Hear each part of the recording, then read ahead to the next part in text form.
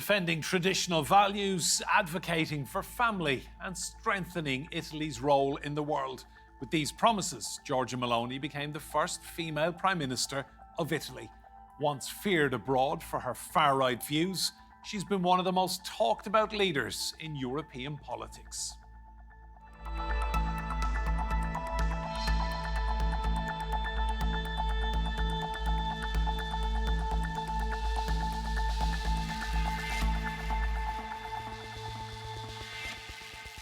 Italy's Prime Minister has cemented her place on the global stage despite her far-right politics. Before Meloni took office, many had concerns, even calling her a European Trumpist. But 2 years later, she has surprised her critics. From pizza and pasta to breathtaking architecture and world-famous art, Italy has always captivated the world. But since 2022, it's made headlines for a different reason. Its first female Prime Minister, Giorgia Meloni.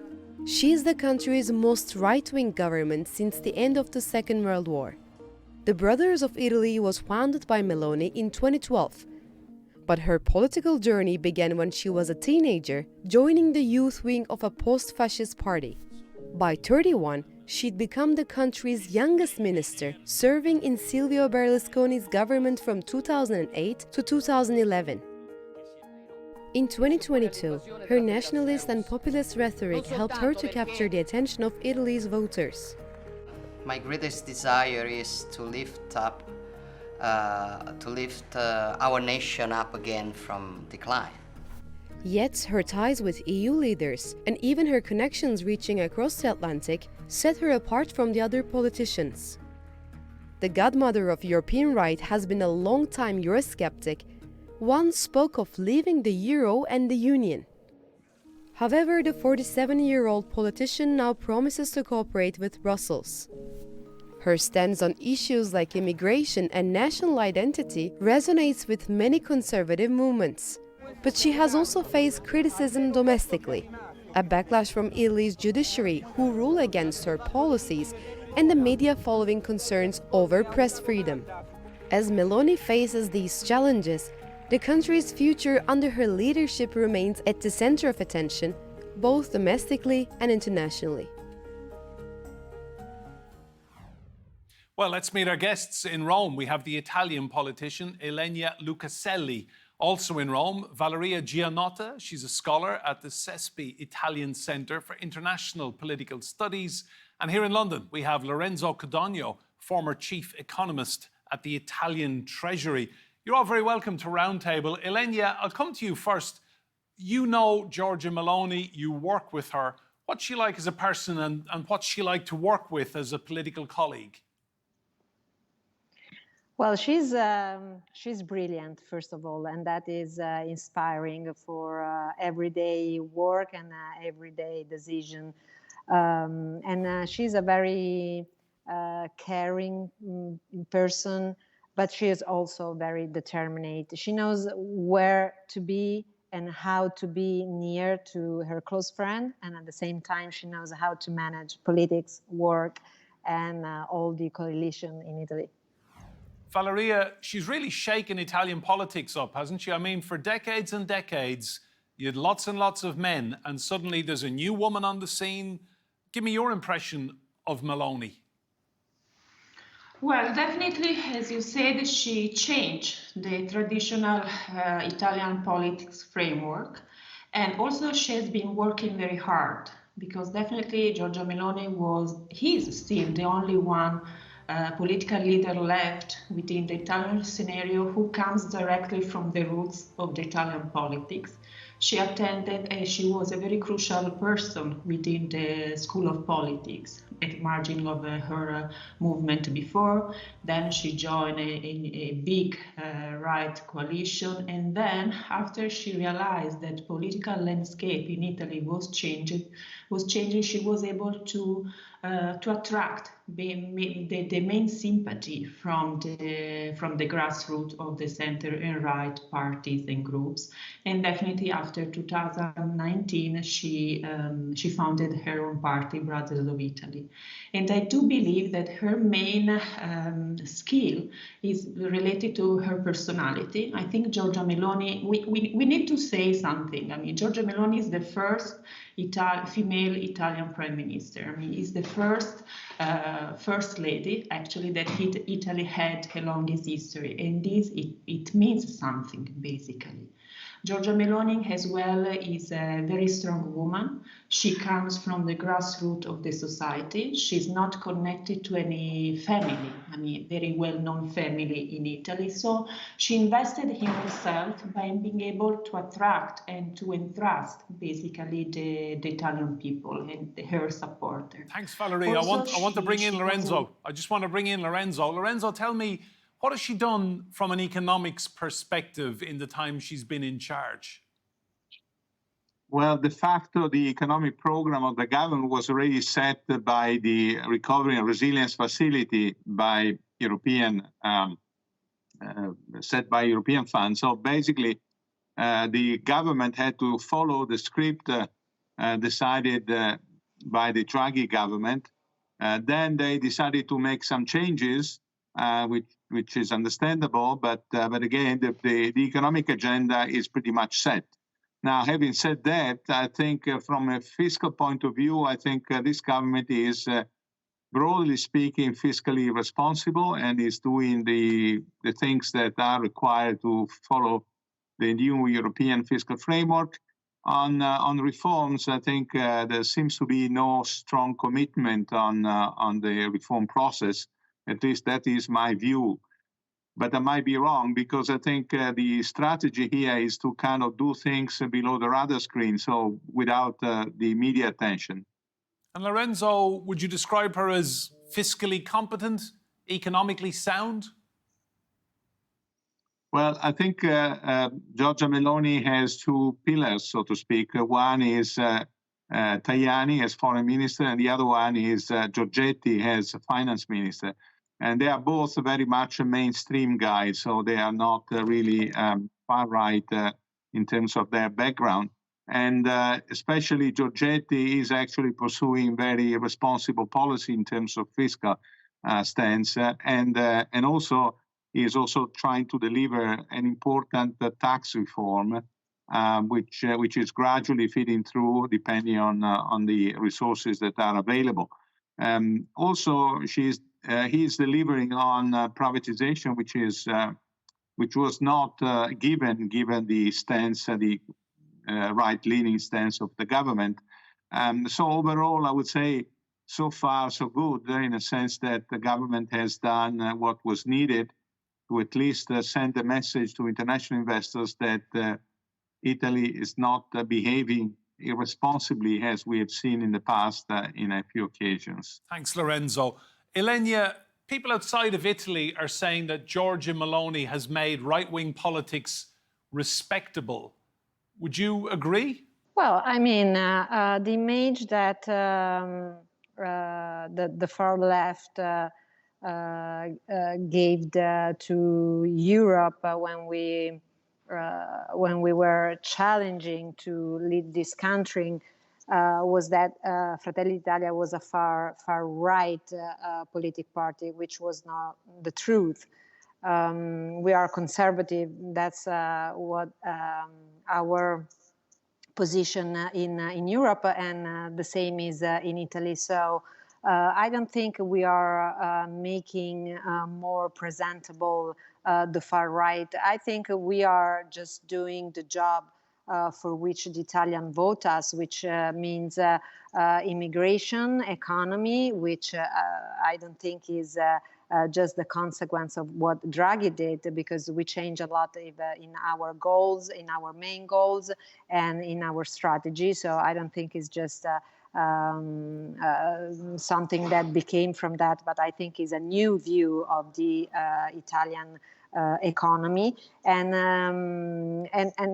family and poor. That's why the people vote us, and that's why Giorgia Meloni is leading the country now. So it's not about a new way to interpret the far right. The point is that the center right, which is what we are, is exactly this. And now people are starting to understand it. Valeria, would you say she has had to soften her use of language? I mean, before she became Italian Prime Minister, there was a lot of rhetoric and a lot of very strong language about migration, immigration, asylum seekers. And as she has grown into the job of Italian Prime Minister, people are saying that she has kind of softened a little bit.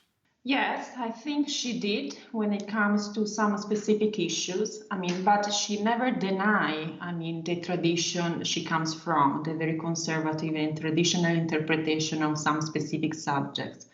But of course, when you become the head of government in Italy, you have to compromise for different reasons.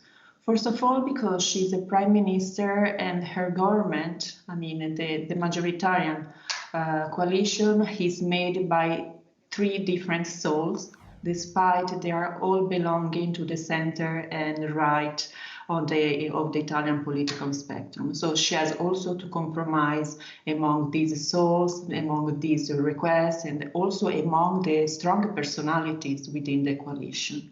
As well as Italy is a key country within European Union. Therefore, there is as well at supranational level margin for compromise, but defending as well the Italian stance and the idea of nationalism that Giorgia Meloni has been pursuing and defending so much. As well, when it comes to some foreign agendas and international affairs regarding America, for example, we have seen that Giorgia Meloni definitely has been softening some of her stance regarding the Biden administration. Now, again, with the Trump, we are expecting a sort of revival of some specific values that they are pretty much common between the Trump political agenda and the traditional agenda of Giorgia Meloni. But definitely I will say that Meloni is acting according to a very pragmatic stance and approach in domestically and also at international level. Lorenzo, what do you think is the priority now for Giorgia Meloni's government as Donald Trump comes into power in January in the United States? What's her number one priority for Italy? Well, the number one priority for the government is to maintain consensus. This is the priority for all populist right-leaning governments. So I think Meloni is no exception. But at the same time, I think this government is also pragmatic. So I would regard the Meloni government at the borderline between, say, a mainstream right-leaning government and a populist government. Now, we have seen internationally a shift to the right in Europe, but also in the States, as you mentioned. And certainly Meloni is happy of the developments we have seen in other countries, and especially in the US, and will try to reconnect with the US. I hope that that will be done in the context of the EU. So I hope that both the US and China will not exploit the divisions within Europe for their best interest, but Europe will find a united position towards US and China. Ylenja, what are the challenges then in the coming year facing Giorgia Meloni, Fratelli d'Italia and the Italian government? What's the main challenge? Well, the main challenge is for sure help our country grow, and in the meantime, don't let the debt grow as was in the last 10 years. So we have to manage a difficult time, not just for Italy, but for all the economy, even around, for all the reason that we know, the war, and some changement. Even in Europe, we are very important for us. But the main goal is definitely balance between what Italy needs to return back to be one of the most important interpreter of the European politics, and at the same time manage our debt and don't put more interest on our debt, which is money from our people that actually cannot be used for those people. So that's our goal, and that's what we actually are trying to do, even with this last budgeting law, which is in the discussion in the parliament in these days, because we think we really need to be focused on companies, families, and real economy and infrastructure, which for Italy is a very big issue. But at the same time, we need to use the money in a rational and pragmatic way, which not always is done from politics. So it's a big challenge, but we are very sure that we will be able to reach these goals. Valeria, just tell me, what's her popularity rating like when you speak to fellow Italians? Is she liked, or do people have a problem with her? Well, I will say that there is a sort of polarized public opinion. In Italy, some people highly criticize Giorgia Meloni regarding the main issues of migration, for example, and how she's dealing with the economy. And there are the people gravitating under the center-left political spectrum in Italy. I think it's not the same when we transfer our point of view into a foreign affairs agenda. Definitely the perception that I'm traveling abroad very often, and the perception that I collect basically all around is a positive perception about Giorgia Meloni and the Italy led by Giorgia Meloni. Is sort of Italy along Giorgia Meloni gain credibility as a key actor in the Mediterranean basin, but also within some other international dossier. And it gives a sort of image of a high standing point of Italy within the international politics, something that we have been lost along history and also in most recent time. Giorgia Meloni has been highly appreciated for the so-called Mattei Plan, the Italian plan for Africa, and the related commitment with some African countries, but also with some other third-party stakeholders. Therefore, I will say that, what we witness domestically does not resonate to some extent at international level. Lorenzo, talk to me about her policies on immigration, because this Albania plan, while on paper it seems to be a great idea, it looks unworkable and it looks very, very expensive. Well, this is part of the baggage of the far right and populist party messages. This is not unusual for Italy. This is a European trend and even US trend. The far right is representing nowadays low income,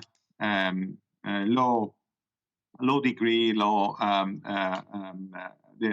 part of the population that seems to be challenged by immigration, seems to be feel the threat of immigrants in terms of job positions, in terms of many other things, welfare and so forth. So that's why these parties are basically anti-immigrants, and they are getting support because of that. Now, whether Meloni will be able to deliver, that's another story. The Meloni government has tried a different route, which is basically putting a base in Albania to kind of filter the flow of the inflows of migrants. But to me, it's not clear whether this is a viable route or an acceptable route from many, human rights counts. But the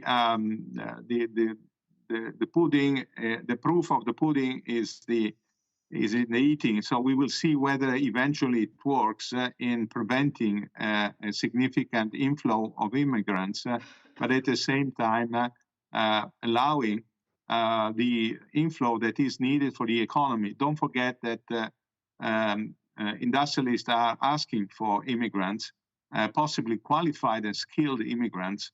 And even this government has actually allowed an increase in regular immigrants because the industry and the economy needs them. Ylenja, how important do you think it is the next couple of years, Giorgia Meloni stamping her authority, not just on Italian politics, but European Union politics, and stepping up and being the kind of one of the number one leaders in Europe, if you like?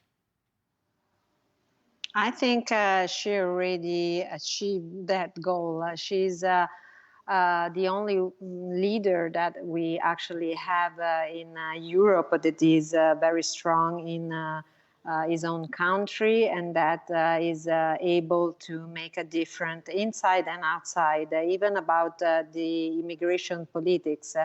Meloni idea was taken from all the other countries, and now finally Europe is understanding that immigration, the illegal immigration, is an issue for everybody, and we need to manage that and not just leave that go on by itself without a regulation. And I think this is one of the most important things that already happened. I think that she's already leading Europe. I think that she's already is follow from other leaders. And I think that in the next 2 years, even for the position that Giorgia Meloni and our government have on Ukraine and on the Israeli crisis, I think that even this will make her more stronger and give her more power on around the table that count in politics.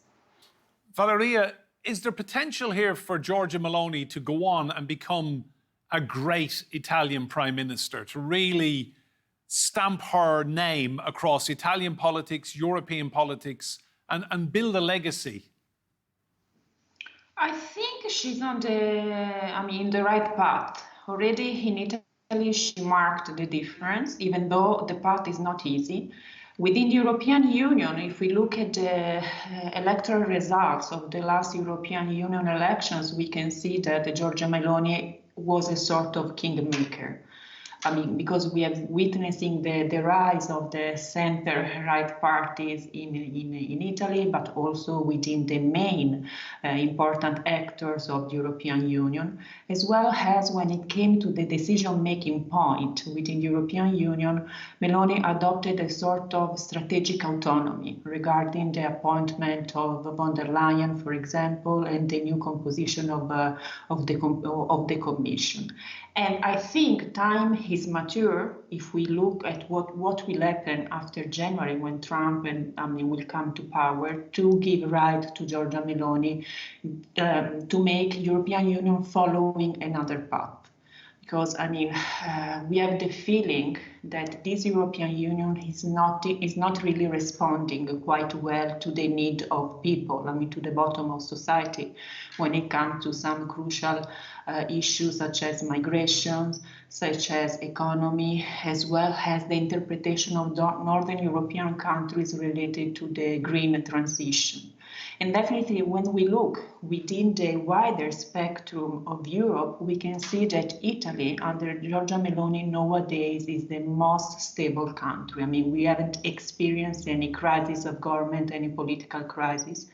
While when we look towards France or Germany, for example, we cannot say exactly the same. Lorenzo, she strikes me as a very clever, adept politician. I've read her description as a political shapeshifter. So she twists and turns as the politics changes. Her critics really don't like her, but I think she's going to be around for some time. Well, I think she will stay around for some time, but not because of her merits, but because the opposition is very much divided right now. And unless there is a big shift, I don't see how the opposition can actually win the next election. So I think that she's actually benefiting also because of lack of effective opposition. Now, in the future, I think she has been surprisingly effective, in dealing with international relations. But to some extent, she has a sort of split personality because in many domestic issues, she is still very much sending strong far-right messages. And I think that is partly because she wants to protect the right border of his own consensus, so to speak, not losing votes in favor of the League. But at the same time, that has produced missed opportunities. The first missed opportunity, in my view, was not joining forces with the European Popular Party. I think there has been a genuine attempt before the European elections by Mr. Weber and also by von der Leyen, and she decided not to go along that route. Second missed opportunity was not to support von der Leyen as head of the Commission. I think this will have some consequences in the future. But we have to acknowledge that Giorgia Meloni is somewhat different from the far-right groups that we have in the European Parliament. And so I think there is a chance for her to build a working relation with the other European governments and with the Commission. So in that sense, she could build up a strength in the future if she behaves in a certain way. Ylenja, thank you so much. Valeria and Lorenzo as well. Fantastic insight into Italy under Giorgia Meloni. Now remember, you can see more discussion and debate on our YouTube channel. Just search for Roundtable, TRT World. But for now, from me, Enda Brady, and all of the team here, goodbye and thank you for watching.